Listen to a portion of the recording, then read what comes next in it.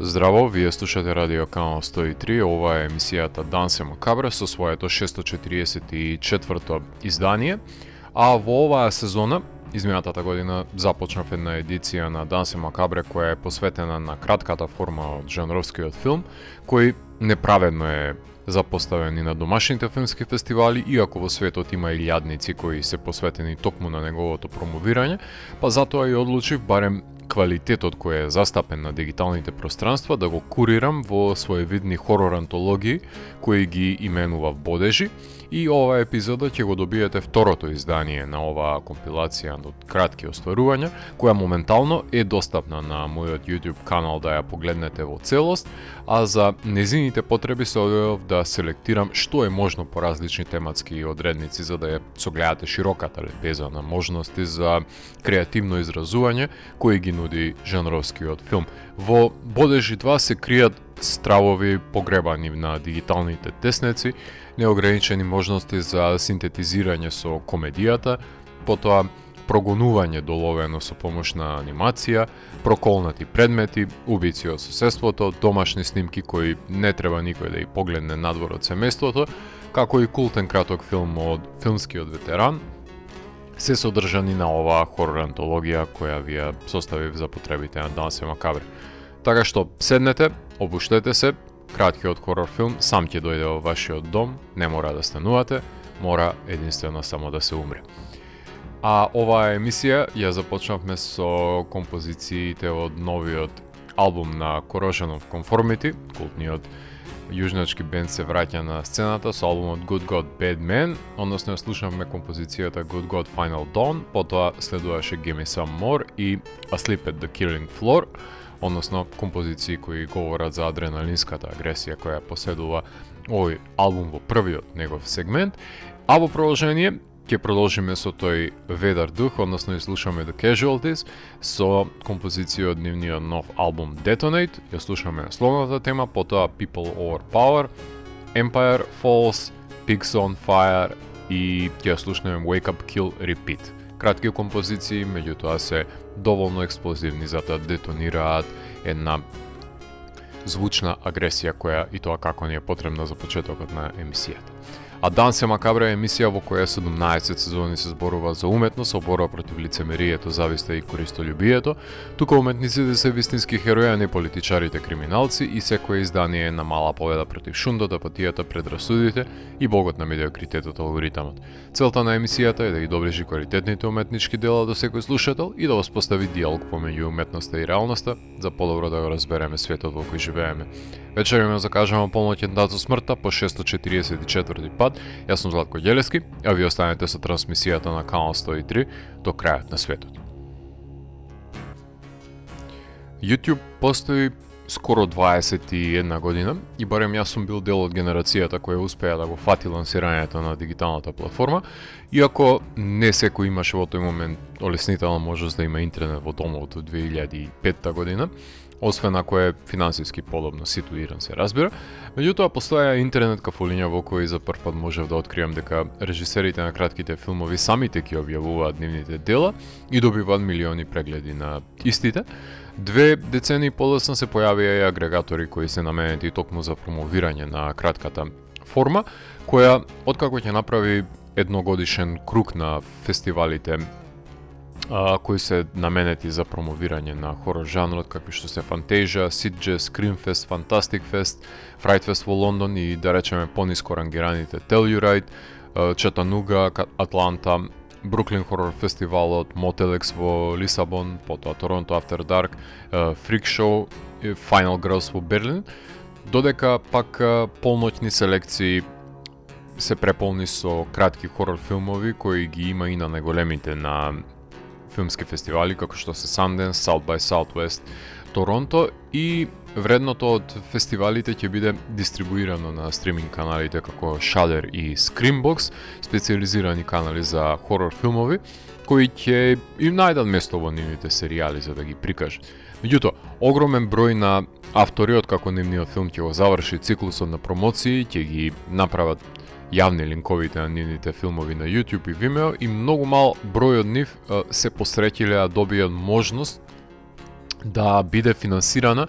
например изработка на долгометражен филм од нивната идеја која ја имале за краткиот, или пак да биде препознаен, например, стилот на авторот и да се ангажира за нешто холивудско. Малку се тие повторувам, но ги имаше во минатото многу повеќе, тако беше случајот и со Saw, и со Lights Out, и со Piggy, и со Oculus и доста други, кои ги користат кратките за да одат на состаноци во сад, како да се трейлери за неснимениот долг филм, но со затрупувањето на сцената и либерализацијата во која секој може да сними краток филм, кој не мора да биде добар, доволно е да постои и да прави гужва,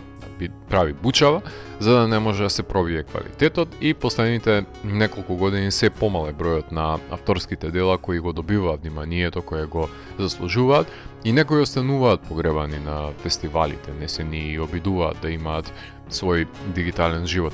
Затоа денес ви селектирав 9 филмови од 9 различни локации и автори, па се надевам дека ќе си најдете свој фаворит во Подежи број 2, антологијата е моментално достапна на мојот YouTube канал. Започнуваме со юзернейм 666, односно Пиро Пито, се подпишува и под псевдонимот Nana825763, тоа е, дојдовме до стадиум авторството да биде скриено во псевдоним. Меѓутоа и во прашање е јапонски автор кој е познат и како гейм девелопер и плейтру играч, кој кога не игра создава надреални кратки филмчиња, и секако дека се врзани со технологијата, па затоа и одлучи во неговиот сега веќе култен краток филм од 2006 година да ја започнам Подежи 2, бидејќи уште пред Screen Life да стане популарен хорор поджанр во пандемијата,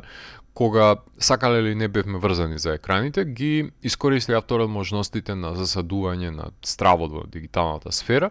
реализирајќи го ова доста едноставно дело кое подразбира рефреширање на пребарувањето на юзерот 666 на YouTube, кое со секое ново рефреширање станува позагалачно и полуцидно, пред да го запоседне компјутерот и одземе контролата на неговиот љубопитен собственик, кој на секој може начин се обидува да го исклучи, ама нема да може. Се уште сметам дека технолошкиот хорор е недоволно истражено поле во хорор жанрот, затоа што е најтазе од сите поджанрови и нуди неискористен потенцијал на идеи кои не се злоупотребени од големите студија до безсвест, а згора на тоа се и финансиски лесни и изводливи. А продолжуваме и со Ведар дух, со тоа што вториот филм на антологијата е Death Metal од 2016 година, го има и на Алтер и на Short of the Week. Крис Мекелндрој е авторот кој има неколку кратки и составен дел беше негов филм од антологијата Scare Package. Во Death Metal ќе се направи една пародија на металските работи, односно шега на своја сметка, со металецот кој шреда на гитара во јавност, но кога ќе му биде врачена сатанистичката гитара, ќе може да го убие со низиниот звук пред се секој што ќе го слушне, и тоа буквално. Така што подгответе се за едно ефтино крвопролевање на среде Белден, затоа што ако се земе ова проколната пентаграмска гитара, нема ниту еден слушател за жив да остане. Малку ведар дух и тргање серии не е на одмет, така што за фановите на Peak of Destiny, Deadgasm или канадската серија Totem the Book of Pure Evil и сличните на нив, во кои што до смрт се експлоатира идејата за проколнатата гитара од пеколот, се хорор комедии на кои може да се смеете без разлика дали сте металци или не. Се разбира, посмешно е доколку сте. Третиот филм е Pine Devil, односно хорор анимација на Девид Ромеро. Тој ги има работено Pleasantine, Midnight Snack, Candle Cove и многу други анимирани филмови. Одлучив да ја проширам формата за потребите на Подежи 2 и не само на играната, туку и на анимираната, затоа што има бројни анимирани филмови на кои на полесен начин ги доловуваат надприродните состојби и стравовите кои го предизвикуваат, отколку да се инсценираат во играна форма, па таков е и случајот со ловецот кој ги лови различните зверови, дали се риби, свињи, елени или Джерси Девил. Негово е да има плен, затоа и прво бука, потоа поставува прашање. Мој пријател ми го посочи овој краток филм пред некое време и мојот коментар останува ист. Одлична премиса која може да се разработи на најразличен дивеч кој го лове ловецот, како што тоа беше на пример во играна форма, на пример досега за сега ненадминливото мрачно фентези The Headhunter од 2018. Сетингот го има, Ромеро само може да продолжи да пушта зверови за убивање. ќе се добиам во некое наредно издание да вклучам уште некои од неговите кратки анимирани филмови. Сега за сега е убаво да се запознаете со Ромеро со овој филм од 2016 година. Четвртиот филм на антологијата е The Chair, кој се наоѓа и на Short of the Week селекцијата, односно Кари Баркер е авторот кој го работи, еден од најуспешните јутјуберџи во рамки на хорор жанрот, кој ги помести работите во светска јавност кога достапен го направи на неговиот YouTube канал одличниот долгометражен хорор филм Milk and Cereal, и оваа година го има еден од моите најочекувани хорор филмови Obsession, кој чекам да го гледам, а покрај нив го има и објавено краткиот Warnings, кој ќе се обидам да го вклучам во некој нареден бодеж. Од милионите кратки хорор филмови за проколнат предмет, за оваа антологија го избрав токму овој, затоа што неколку пати се изместуваат параметрите на поимливото, кога Рис дома ќе доведе еден стар стол и ќе почне да се сомнева во собствениот здрав разум или во злокобната сила која можеби ја содржи самиот стол, која и него и сопругата ќе ги запоседне, па нема да може да се отстранат од него.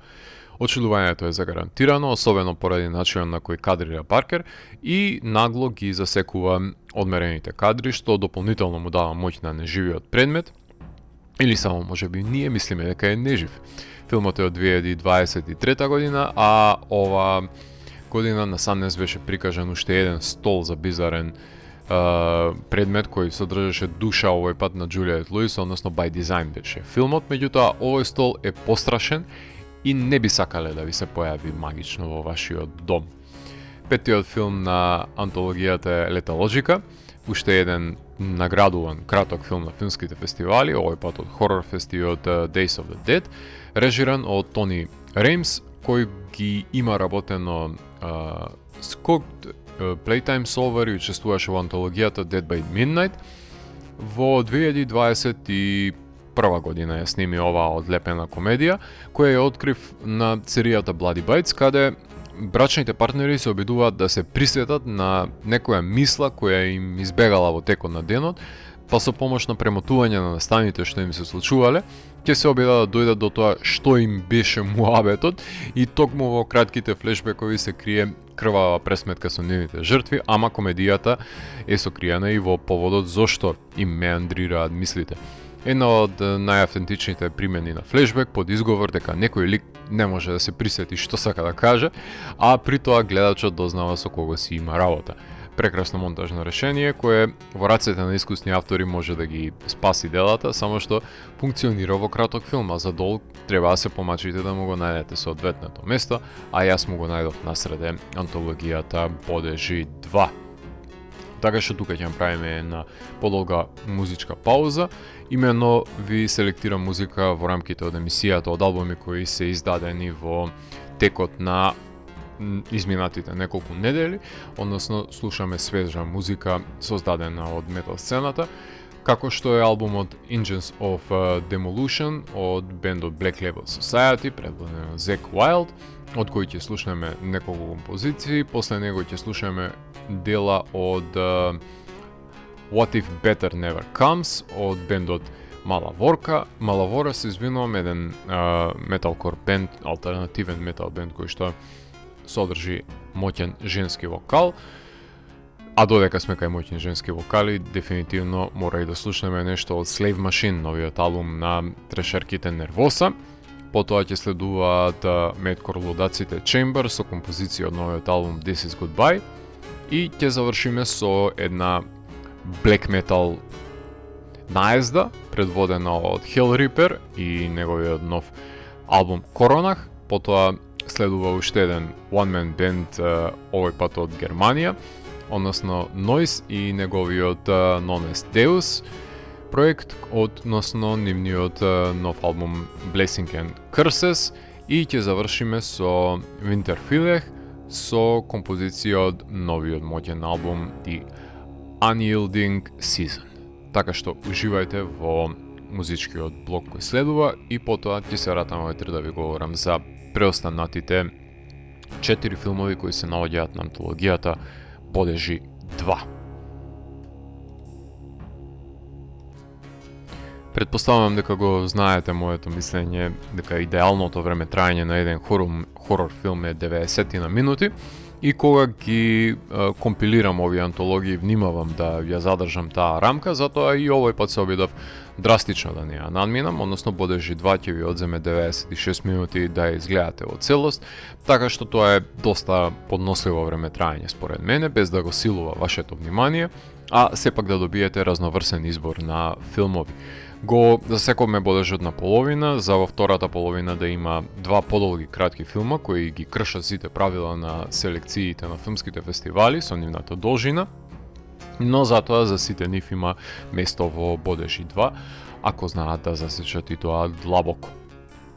За шестиот филм решив да го испочитувам слешер под жанрот и да го вклучам еден филм од фестивалот Screamfest, односно 20-минутниот Слад во режија на Клоја Окуно. Таа е дипломка од Беркли со мастер на AFI, така што школувана е до гуша, а кариерата ја започна со кратките филмови Full Circle, Slad и The Dotcoms, потоа беше составен дел од антологијата еден незин краток филм VHS 94,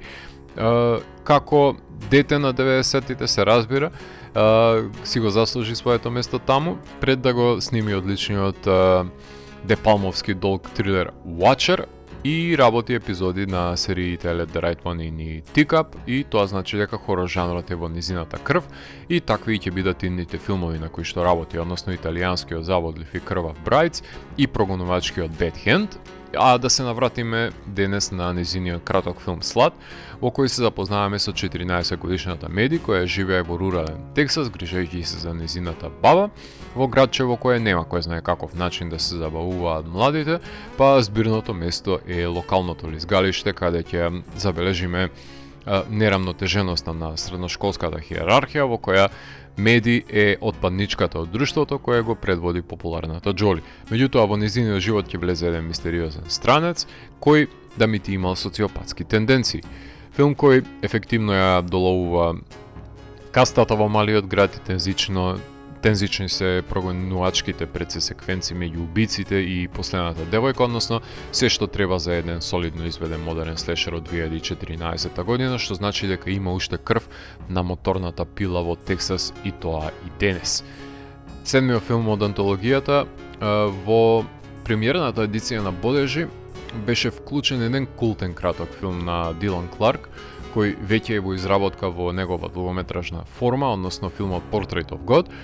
станувајќи еден од малкуте јутјубери во таа сфера кои ќе добија својата можност да создадат долгометражно дело од нивниот краток, па затоа решив да избришеме прашината од неговата филмографија и уште еднаш, со помош на еден негов краток филм, односно филмот Home Movies од 2020 година, а за Дилан треба да знаете дека зад себе ги има и кратките Seagrass, Lucid и Remains и ќе работи на новата итерација на Blair Witch, во кој секако дека е сам свој мајстор, но ете, добива можност да работи на долги проекти и баш ме интересира како ќе се докаже и во долгата форма. До тогаш ние го имаме денес Home Movies, филм за време на пандемијата, во кој девојка наоѓа една сомнителна видеоснимка која додека пребарува подрумот на незината куќа,